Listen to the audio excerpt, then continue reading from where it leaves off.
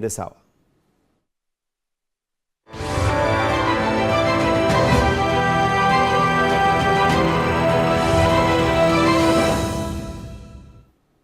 Prime Minister Narendra Modi has arrived in Mauritius on a two-day visit. Upon his arrival, he received a guard of honour and a rousing reception from the Indian diaspora there. Since then, he's met with the President Dharambir Gokul and Mauritius First Lady Vrinda Gokul and gifted them the holy water from the Triveni Sangam, a Banarasi sari, a makhana from Bihar and an idol of Lord Ganesh as well.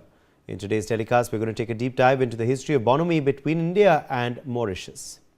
Well, nestled in the Indian Ocean, Mauritius is an island nation positioned east of both Madagascar and the broader African landmass. Its history includes Dutch colonization between 1638 and 1710 and subsequent French rule from 1715, during which it was known as Isle de France. The French relied on a dual system of forced labor to develop their sugar industry.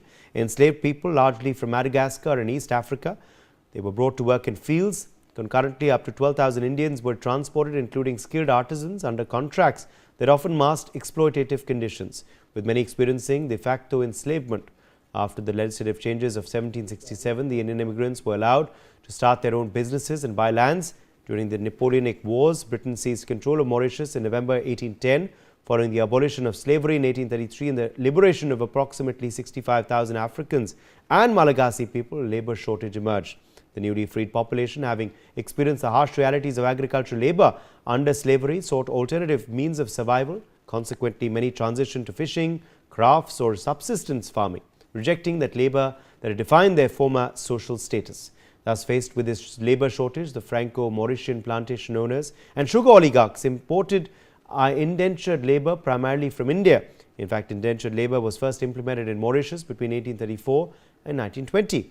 Nearly 7 lakh Indian indentured labourers arrived at Port Louis, which is Mauritius's capital. These labourers primarily originated from the Bhojpuri-speaking regions of Bihar and Uttar Pradesh, as well as from southern India, all passing through the Apravasi Ghat.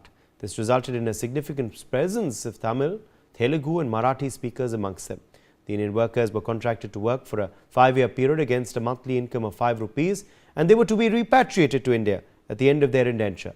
They were crammed into dingy sheds, their beds, the cold hard floors coated with bitumen. 6 large sheds were established at the peak of immigrations to house up to 1,000 immigrants per day. The immigrants stayed in these sheds for 3 days upon arrival before being distributed to their respective local sugar estates or sent to other colonies. These immigrants worked mostly in sugar estates or in the construction of public infrastructure. Their wages were not often regularly paid. Their contracts were extended as a result of various penalties, and above all, the repatriation was badly organized. Those who were no longer subjected to indenture contracts set up businesses as small traders or worked on their own land. In 1899, despite opposition from the British government, a law was passed allowing their children born on the island to acquire French nationality. During the later part of this period, many free immigrants also arrived from India. These later arrivals were commonly employed by the British Raj in the armed forces, police forces as security personnel, with a substantial portion of immigrants from Gujarat, Sindh arriving as traders, merchants and businessmen. Well, after the end of indenture, in total 2/3 of indentured labourers had settled in Mauritius on a permanent basis. Until 1926, there had been no Indo-Mauritian representation in the Legislative Council.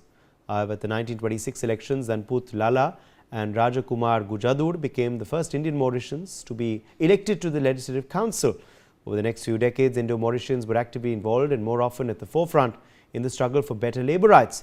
1960s saw a rise in racial tensions amidst many assaults in Indo-Mauritians. However, Mauritius attained independence in 1968, and since then Mauritians have played a key role in the economic cultural mould of the island. Ambassador Bhashmati Mukherjee, former diplomat, in fact, is joining us live. Ambassador Mukherjee, India-Mauritius